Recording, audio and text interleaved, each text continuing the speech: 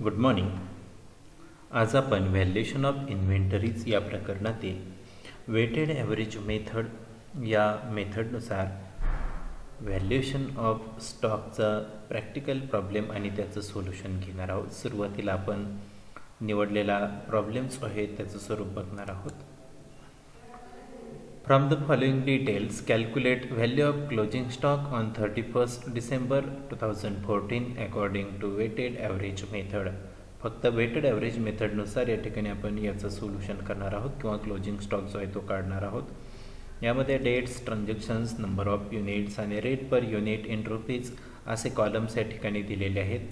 त्याचबरोबर वेगवेगळ्या डेटचे काही ट्रान्झॅक्शन्स या ठिकाणी आपल्याला काय केलेले आहेत दिलेले आहेत. आणि नंतर आपल्याला काय करायचं आहे, शेवटी क्लोजिंग स्टॉक जो आहे तो कॅल्क्युलेट करायचा आहे. आणि म्हणून आपण सुरुवातीला स्टॉक रजिस्टर जे आहे ते तयार करणार आहोत आणि त्यामध्ये हे सर्व ट्रान्झॅक्शन्स ज्या क्रमानं दिलेले आहेत त्याच क्रमानं आपण काय करणार आहोत, रेकॉर्ड करणार आहोत.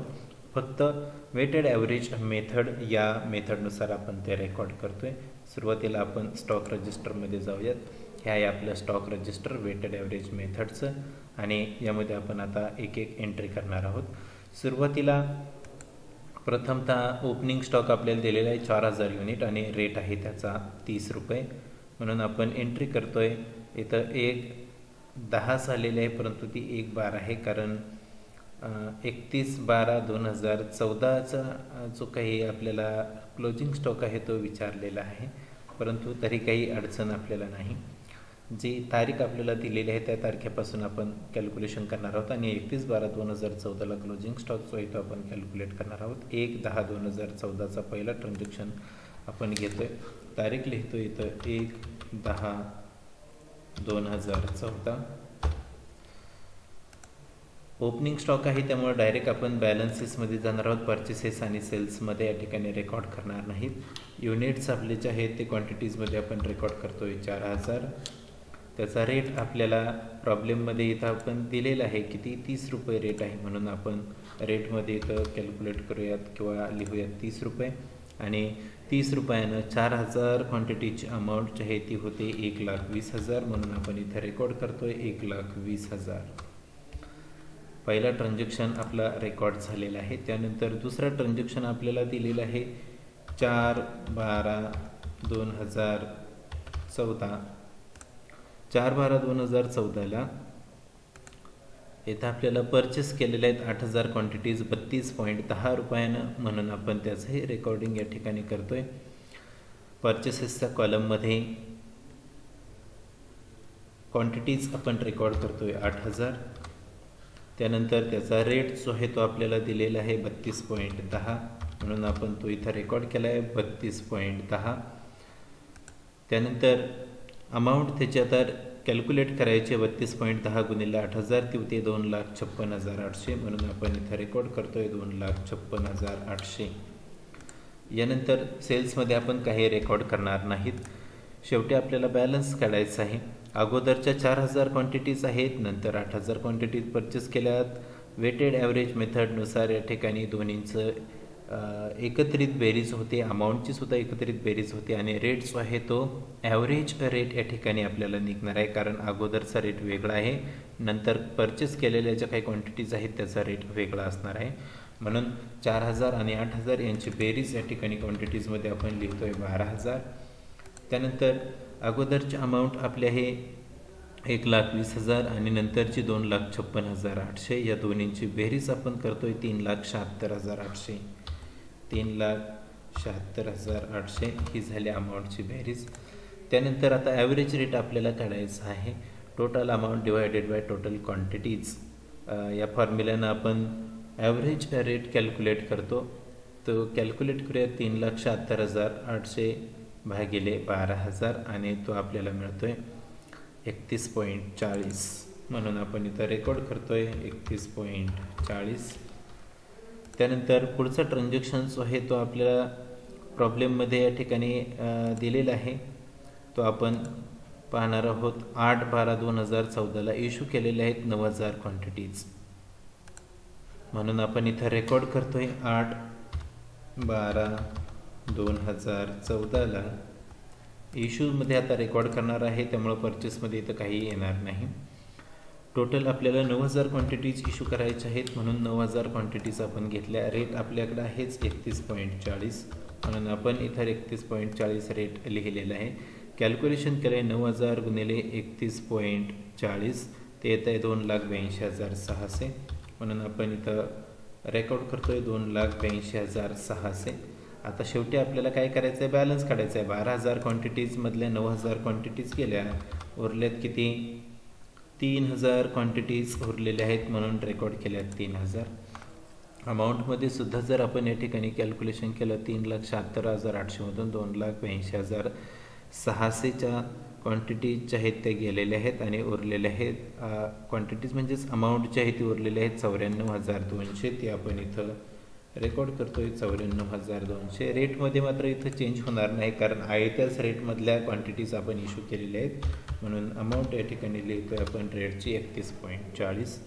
त्यानंतर नेक्स्ट ट्रान्झॅक्शन आपल्याला 12 तारखेला आहे, म्हणून आपण 12/12/2014ला रेकॉर्डिंग करतोय.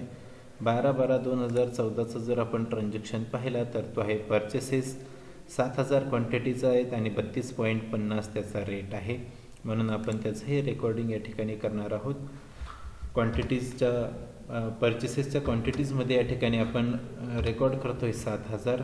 रेट त्याचा आपल्याला दिलेला आहे 32.50, म्हणून आपण इथं रेकॉर्ड करतोय 32.50.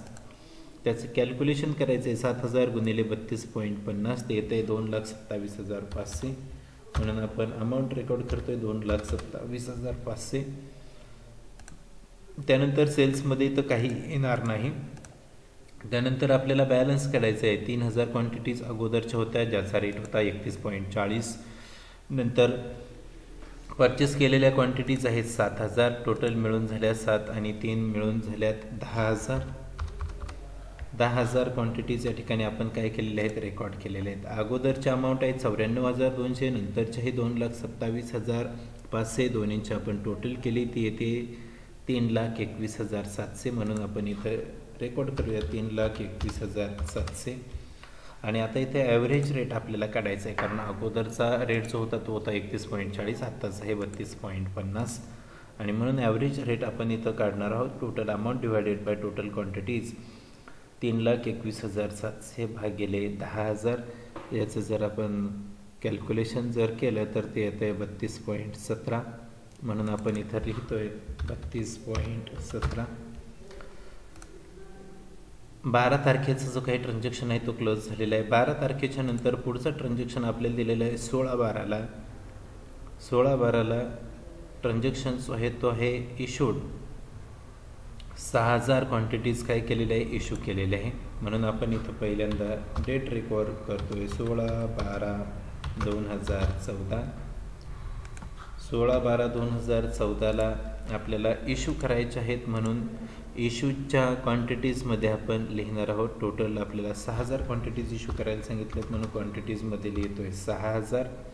रेट आपल्याकडे आहे 32.17, म्हणून आपण तो इथं रेकॉर्ड करतोय 32.17. 32.17 गुणिले 6,000 यांचं कॅल्क्युलेशन आपण करतोय ते येतं 1,93,020. 1,93,020 ते आता आपण इथं रेकॉर्ड केलेलं आहे 1,93,020. त्यानंतर आता आपल्याला काय करायचं आहे, क्वांटिटीज आहेत त्या बॅलन्सच्या काढायच्या आहेत. 10,000मधून 6,000 क्वांटिटीज गेल्यास सरळ 4,000 क्वांटिटी शिल्लक राहतात, म्हणून आपण इथं रेकॉर्ड करतोय 4,000. रेट आपला आहे तोच असणार आहे 32.17, कारण आपण क्वांटिटीज आहे त्यातल्याच इश्यू केलेले आहे, रेटमध्ये काही चेंजेस झालेलं नाही. आता अमाऊंट जी आहे ती कॅल्क्युलेट करायची 4,000 गुणिले 32.17 किंवा 3,21,700मधून 1,93,020 जर आपण वजा केलेत तर आपल्याला अमाऊंट या ठिकाणी मिळते 1,28,680. ती आपण रेकॉर्ड करूया तिथं 1,28,680 ते आपण काय केलेले आहे, रेकॉर्ड केलेले आहे. 16/12च्या तारखेनंतर पुढचा ट्रान्झॅक्शन जो आहे तो आपल्याला दिलेला आहे 20/12ला. परचेसेस आहेत 9,000 क्वांटिटीज परचेस आहेत 32.30 रुपयानं, आपण त्या रेकॉर्ड करतोय 20/12ला. म्हणून इथं डेट लिहितोय 20/12/2014. 20/12/2014ला 9,000 क्वांटिटीज आपण काय केलेले आहेत, परचेस केलेले आहेत, ज्याचा रेट आहे 32.30. 32.30 गुणिले 9,000 असं कॅल्क्युलेशन जरी केलं तर ते येतं 2,90,700 आणि ते असणार आहे आपली अमाऊंट 2,90,700. म्हणून आपण ती इथं काय केलेले आहे, रेकॉर्ड केलेले आहे 2,90,700. आता इथं सेल्समध्ये काही रेकॉर्ड होणार नाही. आता बॅलन्स आपल्याला काढायचा आहे. अगोदरचा रेट आहे 32.17, नंतरचा आहे 32.30, म्हणजे रेटमध्ये चेंज झालेला आहे. आपण तो ॲव्हरेज रेट काढून घेऊयात. अगोदर क्वांटिटीची बेरीज करूयात. 4,000 आणि 9,000 असे टोटल ज्या क्वांटिटीज आहेत त्या होतात 13,000. म्हणून आपण इथं रेकॉर्ड केलं आहे 13,000. त्यानंतर अमाऊंट्स जे आहेत त्याची टोटल आपण करूयात. 1,28,680 आणि 2,90,700 यांची बेरीज या ठिकाणी जर आपण केली तर ती येते 4,19,380. आणि म्हणून आपण ते इथं रेकॉर्ड करतोय 4,19,380. त्यानंतर आता आपल्याला ॲव्हरेज रेट या ठिकाणी कॅल्क्युलेट करायचं आहे. म्हणून total amount divided by total quantities याचा आपण काय केलं, या फॉर्म्युलाचा उपयोग केला आहे. 4,19,380 भागिले 13,000 याचं जर आपण कॅल्क्युलेशन जर केलं तर ते येतं 32.26. म्हणून आपण इथं लिहितोय 32.26. हा आला आपला ॲव्हरेज रेट 20 तारखेचा. 20 तारखेचा ॲव्हरेज रेट 32.26 आलेला आहे. त्यानंतर पुढचं ट्रान्झॅक्शन आपण रेकॉर्ड करणार आहोत.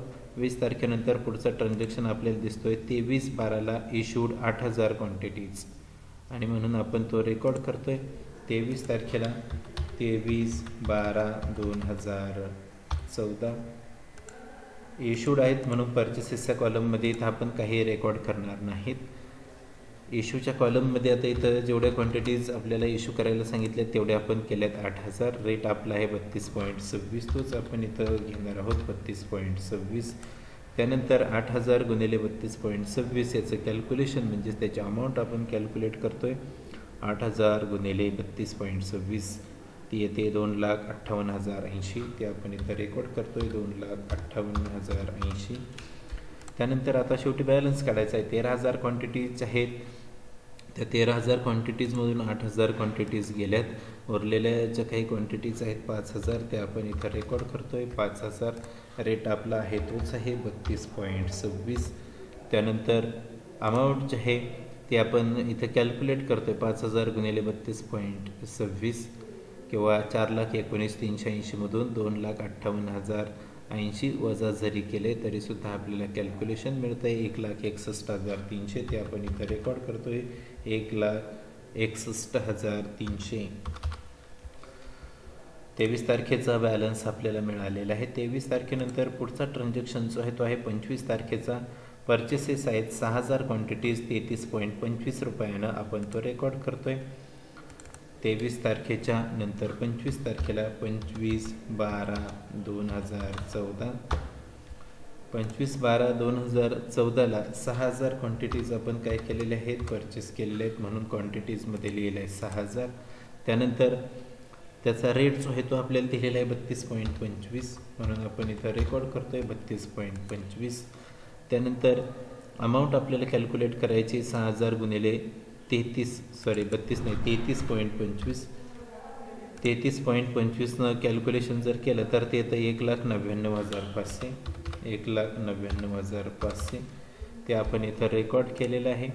त्यानंतर आता आपल्याला बॅलन्स काढायचा आहे. सेल्स नाहीत त्यामुळं सेल्समध्ये कोणताही ट्रान्झॅक्शन रेकॉर्ड होणार नाही किंवा या दिवसाचा कोणताही ट्रान्झॅक्शन इथे येणार नाही, डायरेक्ट बॅलन्स येईल.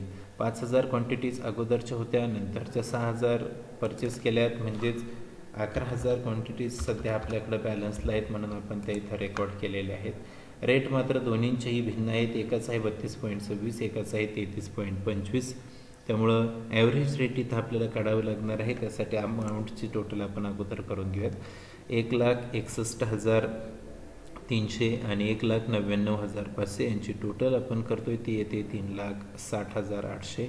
म्हणून आपण इथं ते रेकॉर्ड करतोय 3,60,800. त्यानंतर आता ॲव्हरेज रेट आपल्याला कॅल्क्युलेट करायचा आहे. 3,60,800 भागिले 11,000 तो येतो आहे 32.80. म्हणून आपण तो इथं रेकॉर्ड करतो आहे 32.80. त्यानंतर पुढचं ट्रान्झॅक्शन या ठिकाणी आपल्याला काय करायचं आहे, आता रेकॉर्ड करायचं आहे. 25/12/2014चा आपल्याला बॅलन्स मिळालेला आहे. 25/12/2014च्या नंतर पुढचा ट्रान्झॅक्शन जो आहे तो आपल्याला 27 तारखेला इश्यूड आहेत 9,000 क्वांटिटीज. म्हणून आपण पुढची डेट जी आहे ते रेकॉर्ड करतो आहे 27/12/2014. 27/12/2014ला इश्यूज आहेत म्हणून पर्चेसेसमध्ये काही रेकॉर्ड होणार नाही. 27 तारखेला 9,000 क्वांटिटीज आपल्याला काय करायचे आहेत, इश्यू करायचे आहेत. म्हणून इश्यूच्या क्वांटिटीजमध्ये आपण लिहितो आहे 9,000. रेट आपला आहे तोच आहे 32.80. म्हणून आपण तो इथं रेकॉर्ड करतो आहे 32.80. 32.80नं 9,000 क्वांटिटीची अमाऊंट आता आपल्याला कॅल्क्युलेट करायची. म्हणून कॅल्क्युलेशन करतो आहे 9,000 गुणिले 32.80 ते येते 2,95,200. ते इथं आपण आता रेकॉर्ड करतो आहे 2,95,200. त्यानंतर शेवटी आता बॅलन्स काढायचा आहे. या दिवसाचा 11,000 क्वांटिटीजमधून 9,000 क्वांटिटीज गेल्यात. उरलेल्या 2,000 क्वांटिटीज या ठिकाणी आपण रेकॉर्ड करतो आहे बॅलन्सला. त्याचा रेट आहे 32.80 आणि अमाऊंट जे आहे ते कॅल्क्युलेट होते 2,000 क्वांटिटीजची 32.80 रुपयानं 65,600. म्हणून आपण इथं रेकॉर्ड करतो आहे 65,600. 27 तारखेच्या नंतर पुढचा ट्रान्झॅक्शन आहे 29 तारखेला पर्चेसेस आहे 10,000 क्वांटिटीज 32.50 रुपयानं. म्हणून आपण सुद्धा ट्रान्झॅक्शन रेकॉर्ड करतो आहे 29/12/2014ला. पर्चेसेस आहेत म्हणून पर्चेसेसच्या क्वांटिटीजमध्ये आपण रेकॉर्ड करणार आहोत 10,000 क्वांटिटीज, कारण 10,000 क्वांटिटीज परचेस केलेले आहेत आणि रेट आपल्याला त्याचा दिलेला आहे 32.50. म्हणून आपण तो इथं रेकॉर्ड केला आहे. 10,000 गुणिले 32.50 याचं कॅल्क्युलेशन आपण करणार आहोत. ते येते 3,25,000. म्हणून आपण ते रेकॉर्ड केलं आहे 3,25,000. त्यानंतर आता बॅलन्स आपल्याला काढायचा आहे. सेल्समध्ये इथं काही रेकॉर्ड होणार नाही कारण हा पर्चेसेसचा ट्रान्झॅक्शन आहे. आता डायरेक्ट आपण बॅलन्समध्ये येणार आहोत. अगोदरच्या 2,000 क्वांटिटीज होत्या, आता नवीन 10,000 क्वांटिटीज आल्यात. टोटल झाल्यात 12,000 क्वांटिटीज. म्हणून आपण इथं रेकॉर्ड करतो आहे 12,000 क्वांटिटीज. रेटसुद्धा दोन्हींचा भिन्न आहे. आपल्याला ॲव्हरेज रेट काढायचा आहे. त्यासाठी अगोदर आपण अमाऊंटची टोटल करूयात. 65,600 आणि 3,25,000 यांची टोटल या ठिकाणी आपण करणार आहोत. ती येते 3,90,600. म्हणून आपण इथं रेकॉर्ड करतो आहे 3,90,600. 3,90,600 भागिले 12,000 म्हणजेच आपल्याला ॲव्हरेज रेट मिळणार आहे या ठिकाणी 32.55.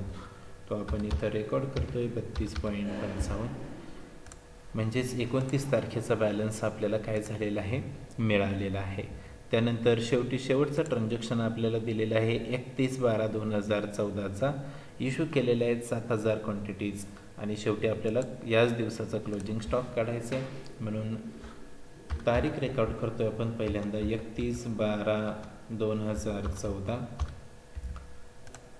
आपला ट्रान्झॅक्शन जो आहे तो इश्यूज आहे, त्यामुळं पर्चेसेसच्या तिन्ही कॉलममध्ये काही रेकॉर्ड होणार नाही.